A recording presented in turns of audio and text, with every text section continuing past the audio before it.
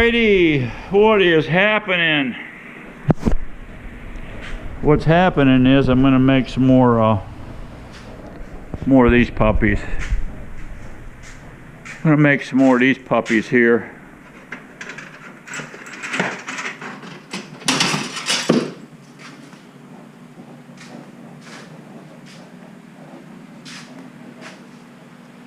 These are going to be my coyote and pig. I can set these up for pigs too. These are going to be my supports, snare cable supports. This is going to hold my cable. I told you about it yesterday. This is no surprise to you, is it? Yeah, this is not a bad way to go. It's not a bad way to go. You buy this number 9 wire, a whole bundle of it. Buy this whole bundle of it, and this whole loop here makes one of those. Just one of these. And so you put 2 clamps on here, and you don't want these ends all burred up to heck, because this just does fit. This wire just does slide over these 1/8 ferrules. It goes in there snug, so you can't have this stuff bent up or anything until you assemble it, and then you're going to spin it up. I bought this today too. This hook here, I'll chuck this up in my 1/2-inch drill. I think this is going to work better than that ugly bent up bolt I had in there, because it was just going all crazy wild. I got some hot water getting ready to boil here, and we're going to put our trap die in here, so I've got them rusting here on the fence. My steel traps, they're rusting up. I want to pretty them up and save them in case I want to go trapping somewhere, but it probably won't be in Florida, because the rules here for steel traps is just so crazy. It's ridiculous. You can't use them unless you got special permitting and all that. How about just special common sense, okay, with trapping critters or hunting, or you know, or I don't know, square dancing maybe. So that's what I'm up to. I'm going to start assembling some of these. I got some washers. I got some big washers. These should work out fine. They're fender washers. If I quit playing Butterfingers here, these are fender washers, and fender washers are a little on the thin side, so I'm going to double them. That should be plenty, and that hole, I'm quite sure both my wires can slide in there into that. Both of the pair of those number 9 wires, I think, will slide right in there to where this will work fine. So I could get out of a package. I bought 2 packages just to see how they go, and so that should work pretty slick for that. If these work good, I'm going to order some more supplies, so I got plenty of them. Yeah, let's see here. I got, see, that'll slide on that. There's God's plenty of room for 2 wires to slide in there. But then when I smash this ferrule down, this number 8, this 8th ferrule, when it goes down, smashes down, it won't be able to slide out of there. And that'll make a perfect restraint for that. All right, I'll get to building here, get set up, maybe show you a few of the steps as I go, see how this goes. Okay guys, I got that one coil was about $44, I think, and change. I'm gonna get 26 supports out of it. I'll be able to build 26 of these. That's a lot of snares. That's a bunch of snares to check. I've got 3 gallons of water boiling over here for my steel traps. And I got Pete Richards, old Pete Richards. God, I used to use his Pete Richards scent stuff back in the day. He makes a whole line of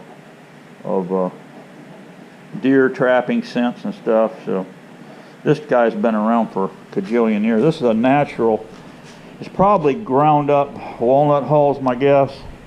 We'll see how that goes. I got to dump it in boiling hot water, so I'll get it ready. As soon as that starts to boil, I'll dump this solution in and stir it with a stick. There's this little bottle, this little 4-ounce bottle here is good for 3 gallons. And it's also good here, it says to, you can treat 2 to 3 dozen traps. I'm going to boil it, get it boiling, and I don't know, I'll read the instruction how long you want to let your traps lay in this stuff, but then you pull it out and let them dry. I'm going to let this water cool down overnight, and then I'm going to pour it all, that 3 gallons, in 1 gallon jugs, because I hate to waste the material if I don't have to. I can save it for dyeing snares or whatever later. So we'll see how it goes. It's not very expensive, this stuff, so anyway, we'll keep going here with the projects. Okay guys, I didn't have much of a burr at all. If you clamp like a hose clamp like I showed you and use a super fine saw blade. See, this is a very super fine saw blade here. See it in the light there. Very fine. That's what you need. That's what you need to cut this wire with. It's don't go through like melted butter either. You could do this with a regular hacksaw.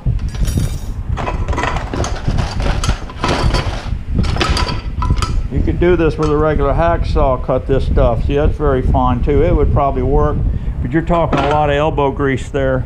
With this Sawzall, you can rock and roll and chop right through it. But it goes pretty tough with that too. So,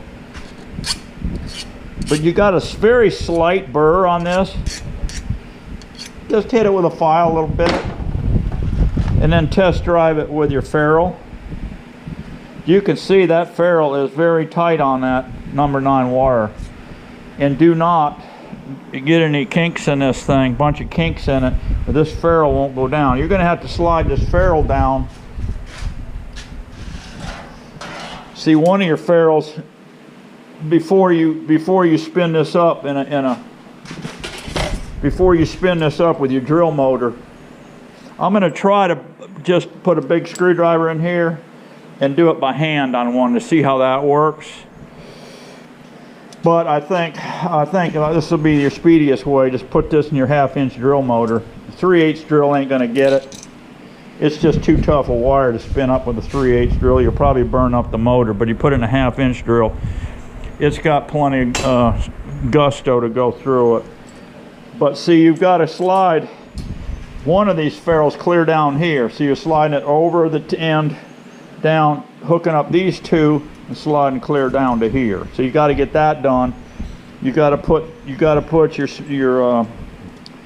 your anchor point. You got to put your anchor on the bottom, your speedy anchor on the bottom. You got to slide a couple of washers on, and then you slide this ferrule on down to your point.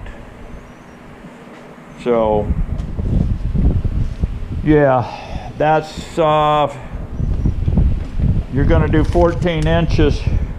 You're going to do 14 inches from this end to here, make a mark, and then take your other wire, you coil up and bring it to here, and then come down and find your center point. And from there up, you've got right at 18 inches. Well, this one here, yeah, right at 18 inches. From the bottom of this loop up is where you're going to set this first one. And then up from there, you've got about 15 inches. So yeah, that'll give you 15 inches above the ground to this thing. So you can adjust this. You can just adjust this back and forth and this rod here up and down to get your 10 and 10. You want your loop hanging down here about like so underneath this 10 inches, and then 10 inches off the ground. So you've got enough room in here to do that, plus the flexibility of this end here. So that's just about perfect.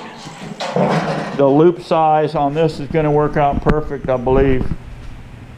So we'll burn out these 26 of these, build these, and we'll have, God, 26 snares to check in a day is, you know, a lot of snares. So I'll have plenty of material out there. I've got to order some more speedy anchors, and I've got to order some coyote snares. I may order 2 dozen of those just to get started. And my plan is to make bait piles. Hopefully we can harvest some hogs, and then we'll take what I do on my hogs. I just harvest the back straps and the 4 quarters. I don't even gut them. I leave the guts in them. So we will drag those off in a brushy area and let these coyotes start working on them.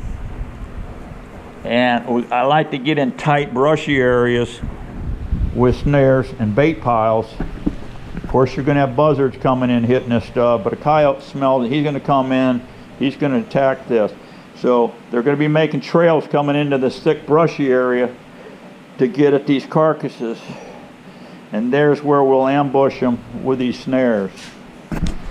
So that's the program. Okay guys, I made my 14 inch from this end down here. I made a mark. That's what's going to go over the trail. Now we gotta folded this down. See, I put this up here like so, up to my mark, like this. Then you just foul it down to the bottom, make a little kink there. Take your anchor and don't put it through here. Put it through the top here, because when this thing trips, you want it to be level. It's going to be drove in the ground like this. You want it level. So let that slide to the bottom like so. Then you're going to put on 2 washers. I'm going to use fender washers. I'm going to use these fender washers. So go over the end here. Incorporate this one.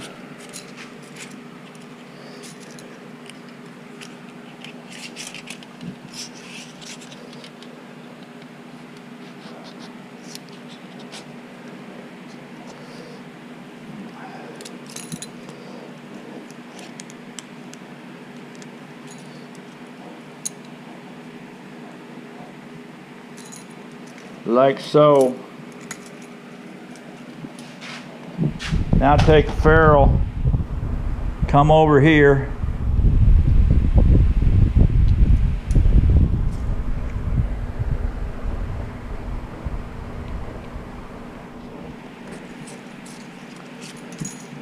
you want this, not a lot of room here for this to slide, so don't be putting this wire while you're sawing it, clamping it in a vise where these nasty edges are, because you'll make a little divot in this wire. Then you're going to be doing a lot of filing, because you won't be able to get this over this thing. Now this is a little tricky thing here. Careful of your eyes. You might wear safety glasses. One of these wires flip around and hit your eyeball. That'll be the end of your eyeball, okay?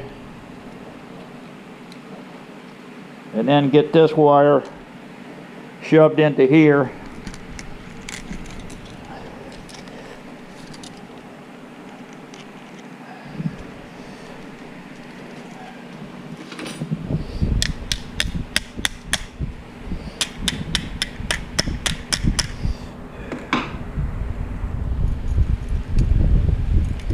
It's a little tricky, but it'll go, see?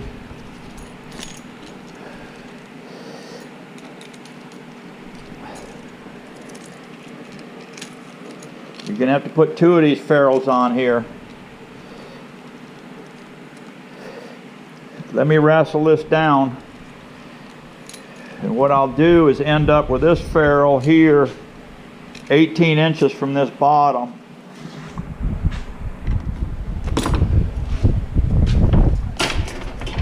So I'll come here and go 18 inches from this bottom here up here right there. I'll make a mark.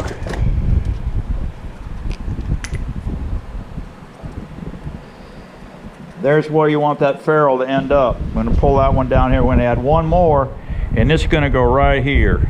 I'll get back with you. Okay, I'm fighting it a little bit here, guys, but I learned a trick here while I'm fooling around. I got an old leather glove here. I don't want to scar this up at all, because I got to, like I said, slide another one on here, and I got to get it to my 18-inch mark here. So what I'm doing here, I got it locked in a vise. I'm putting a screwdriver up here like so, and I'm just beating it down.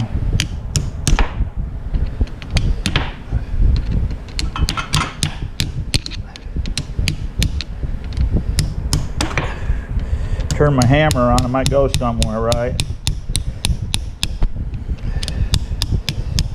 Okay, she's working like that, see guys.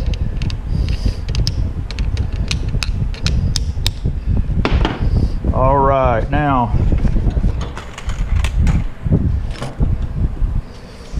what have I got here above the ground here?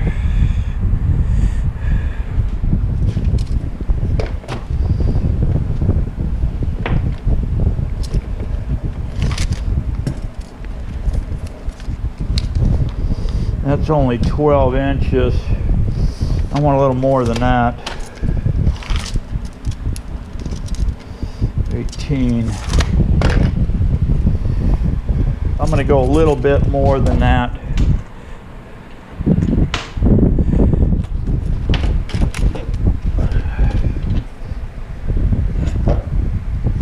You don't want to scar up this wire.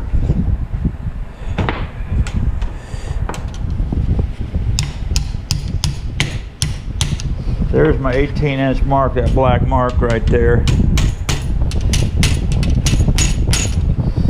I'm gonna call that good, guys. All right, now I'm gonna take another one, slide on here, come down here and pick this up. And this one here, you don't have to go that far. See, you only need to go in till it's right there. So that's all you got. So then, put it on your anvil and smash that puppy flat.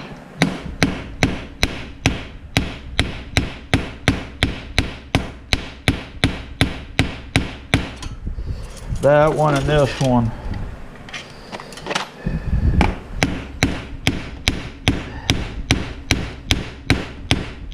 Now you got it locked up, guys. You got that thing locked up right there now. Now what you're going to do is put this in here, right on that ferrule. You can lock it down now. You don't care about scarring anything because you've already got your stuff in here. I'm going to turn this vise to where it's out looking a little bit.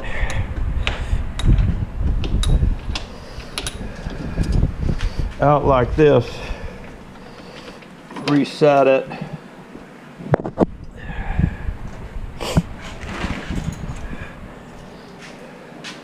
I'm going to stick a screwdriver in here, guys. I'm going to pinch this down a little bit and start twisting this baby up. We want a spiral on this thing. The more you tighten it, the stiffer it'll get. I could have spun this one down a little bit tighter. It's pretty stout the way it is, but you can still bend this thing around. But the more you spin it, the stronger, the stiffer it gets. See, right now it's all flimsy, right? When you start spinning this thing up, it gets a pretty tight rod on it. So we'll get back to you. Okay, guys, we got that spun up. Got that spun up. I used my drill. I tried to use that smaller hook. It didn't work, so I put back on my heavy duty dealie, and it worked fine. But you got to really hang on to this drill. You're spinning up this number 9 wire. It's a tough one now. I'm telling you. It's just tough stuff. So yeah, it's gonna work out good though.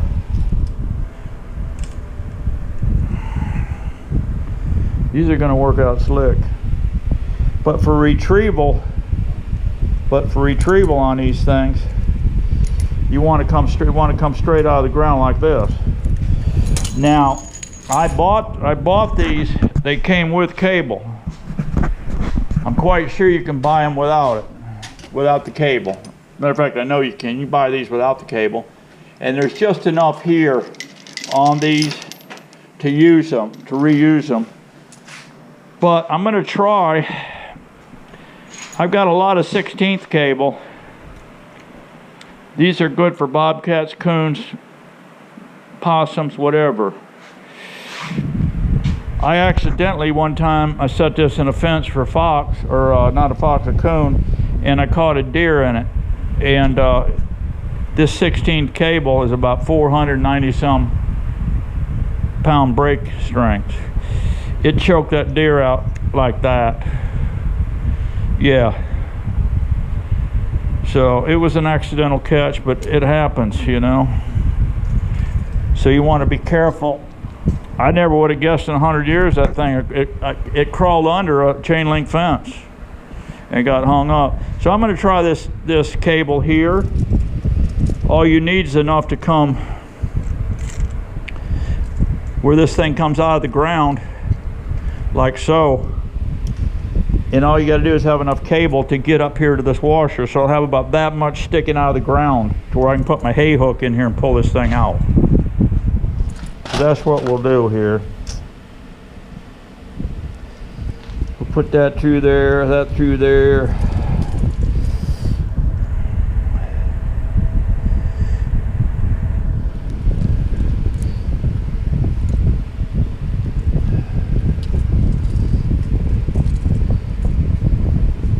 Pull this down to about here. Put it on your anvil. And set that baby. Careful with your fingers, guys. This ends here are like razor blades. They'll cut you, they'll stab you. So that's that. So there's your retrieval system on this puppy. Yeah, thing's gonna work great. When you're driving this in the ground, when you got your driver on here, and I suggest you buy the heavy duty one, the one that's heat treated one. The other ones are cheap, they'll bend up. Put that heat treated one in here and pound that thing in the ground all the way. Make sure this cable is up here. Bring it up here by your hand when you're starting to drive this thing. And that way you can hook onto this and get this thing back out of the ground. Okay, they're a little pain in the ass to build.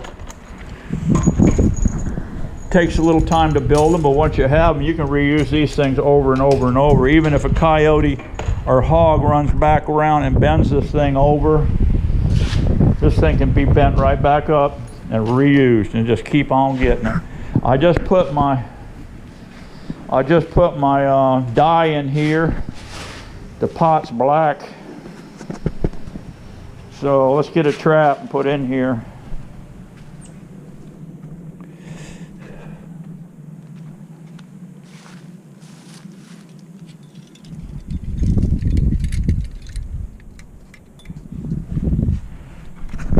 Hope I can use these someday. As soon as my game commission comes to their senses, you know. Right now, guys, right now they're a little confused, you know. They're just a little confused, not bad. Just a little bit confused. So what's new, right?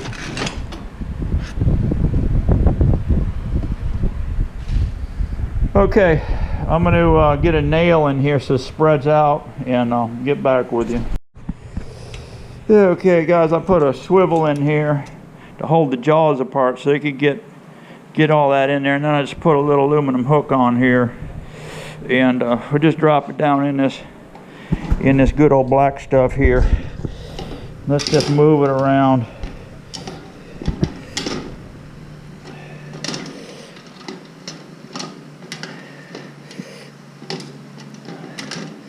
Let's just leave it in that pot for a while. About 5 minutes or so is about all we need. Okay guys, thing's been cooking about 5 minutes or so here. It looks like it's done a pretty darn good job of it here by the looks of it. Let's get out here in the light.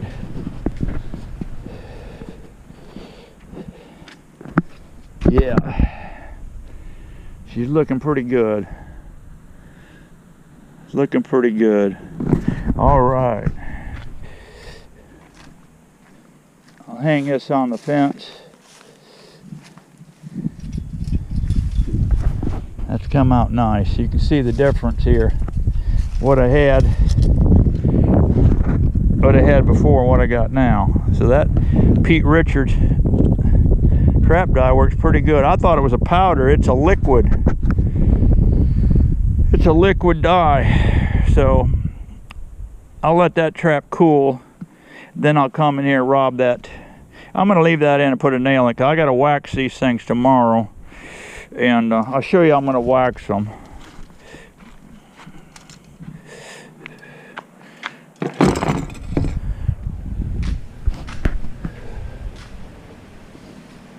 I only bought 1 pound of wax.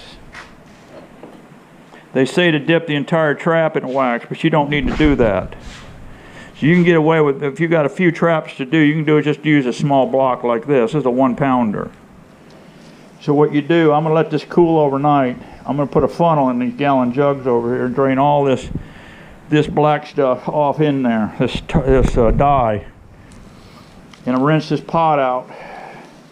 I'm going to put water, fresh water, and bring it back to a boil. I'm going to put this cake of wax in there, right? And let this cake completely melt. That wax is going to float on the top of this surface. I'm going to drop my trap in there with a hook on it. Let that trap heat up to this 212 degree water. The stuff is, other thing too with this, if you just put this in a pot and put it on a fire and fill it up with say 10 of these blocks to submerge your whole trap in like they recommend, you put it submerged. If you're not careful with that thing, this stuff will flash point at 450 degrees and you're able to burn the friggin' barn down. So be careful with this stuff. It can be crazy. So anyway, what you can do, what's that? The skinky lizard just went running by. Summer's coming, guys. It's warming up. These lizards are coming out of the ground. Spring is here. Anyway, let the wax melt. You can do it with a 1 pound block. Put your trap in there, let it hit that 212 degree mark. You can shut off your gas once that happens. You got your traps in there. That water's not moving, see? But the trap is the same temperature as that water. Grab your hook that your trap chain's on and slowly pull it out. You're going to bring it through that wax, and as you do, it's going to get all over the trap, and seal that trap up just the way you like it. That way you can get away with less wax. A little tip from Steve-O. All right, that's it for now.